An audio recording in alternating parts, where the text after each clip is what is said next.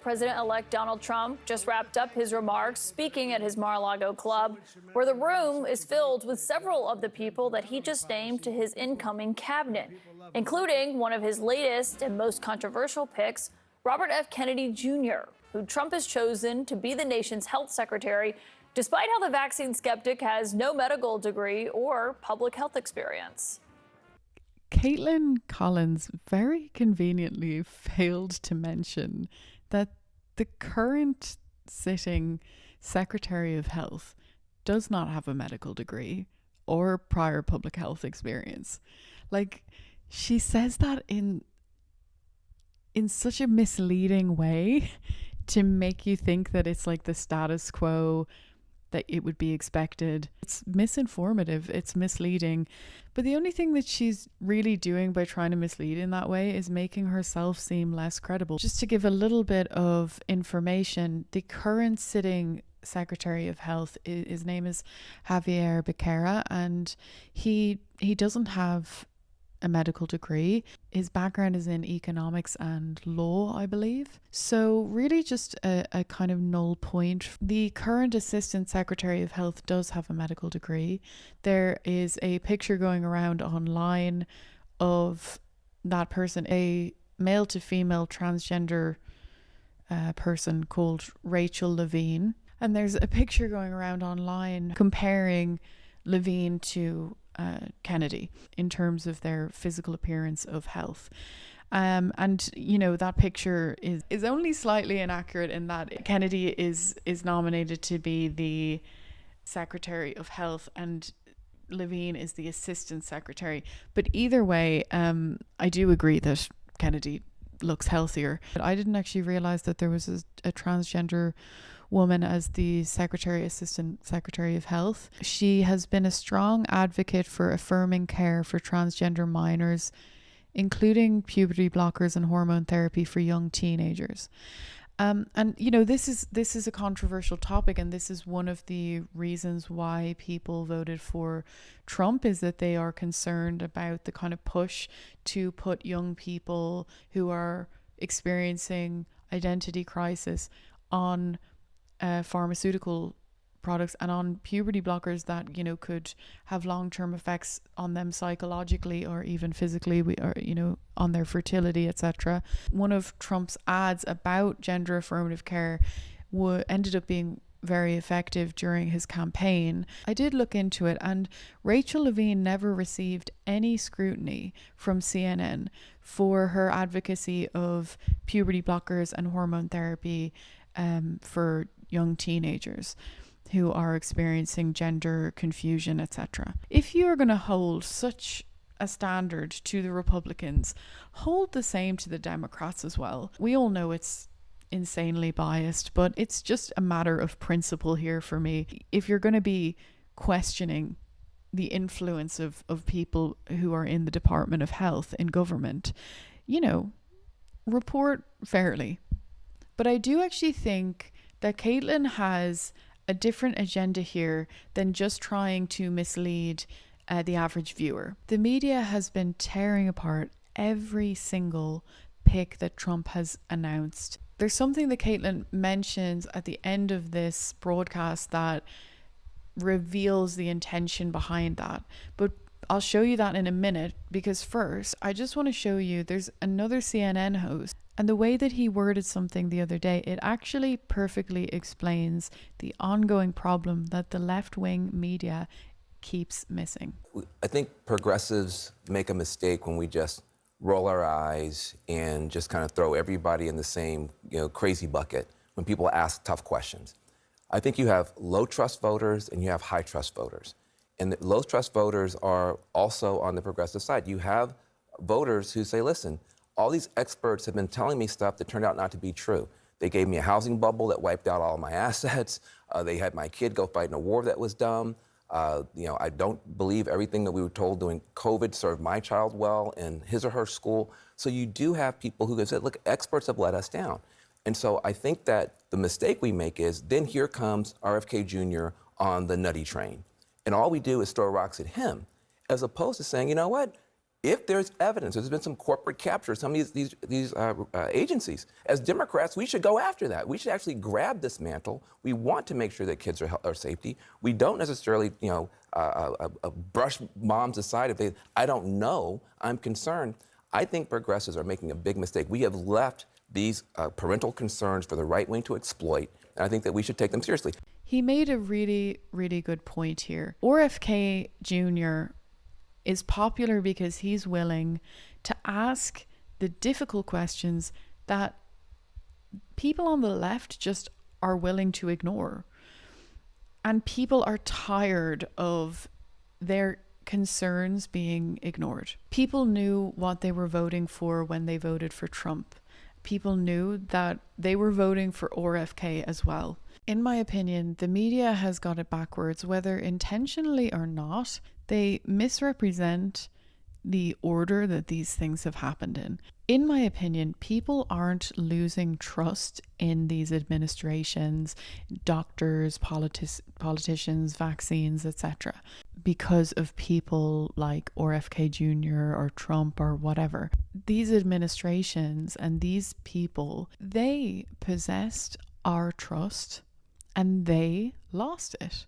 No one else made that happen but them. The media chooses to ignore the fact that the only reason that people such as RFK Jr. or Trump are being talked about in the first place is because these issues exist and they're acting as a voice for the people who are concerned about those issues. The media tries to act like these people created the issue, but the issue created the people.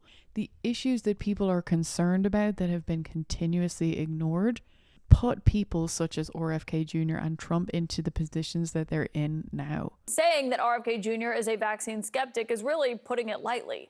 He has pushed conspiracy theories and lied about science on many occasions. Tiny infinitesimal amounts of mercury, parts per billion, will cause profound neurological injury in children. It's coming from our own vaccine. COVID-19 is targeted to attack Caucasians and black people.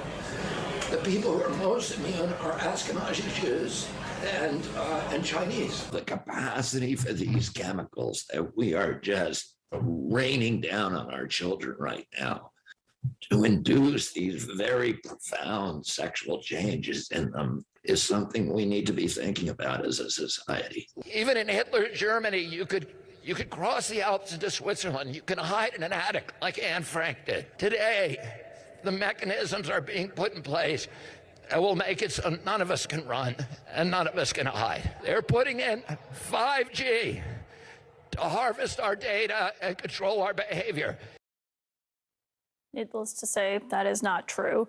I mean, the media just loves to play little clips out of context, and none of this has any context. I mean, I assume this is the worst footage that they could find of him. It really isn't that bad. So just for clarity, RFK Jr. says he won't take away vaccines, and he can't take away vaccines.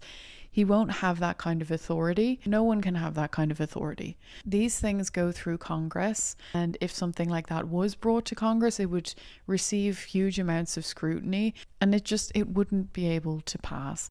The transition co-chair, Howard Lutnick, who's running this, met with RFK Jr. in the lead up to the election. I had him sitting here, and after a 2-hour meeting with RFK Jr., listen to what he said to me. So I spent 2.5 hours this week with Bobby Kennedy Jr. And it was the most extraordinary thing because let's face it, we've all heard on the news all sorts of sort of snarky comments about him. And I said, so tell me, how's it going to go? And he said, why don't you just listen to me explain things? And what he explained was when he was born, we had 3 vaccines and autism was 1 in 10,000. Now a baby's born with 76 vaccines. I mean, he was able to convince the CEO of Cantor Fitzgerald, who later said he believes in the science of vaccines, he was pushing things that are not true about vaccines. She says it's a lie. I mean, it is factual that in the 60s, people were receiving 4 to 6 vaccines, and nowadays they're receiving on average maybe like 35. I mean, he said 76, I don't know. according to what I saw online, they're receiving like 35. And what RFK is talking about doing is just looking into it, like ask the questions, doing more tests on vaccine safety and efficacy. And I really don't have any issue with that. And I don't think there needs to be a huge issue with that. Like, he's not saying anything about taking vaccines away. And I think he just wants them to be studied more. And I think a lot of people probably want them to be studied more. So what would you say to a Republican senator who might be listening right now? What I would say is, we have an important system in America of checks and balances. And the Senate plays a really important role in terms of confirming nominations. And I would say, ask yourself, will the people in my state be healthier by having RFK Jr. as the Secretary of Health, or will their health be in jeopardy? Ask that really honestly. And if the answer is no, you can't support this nominee. So Kaitlan says it there and reveals exactly why the media is attacking every single Trump pick. She's hoping there'll be a Republican senator listening that they can influence. So the thing about it is, Trump can pick the people that he wants to be in his cabinet, but he doesn't have the final say.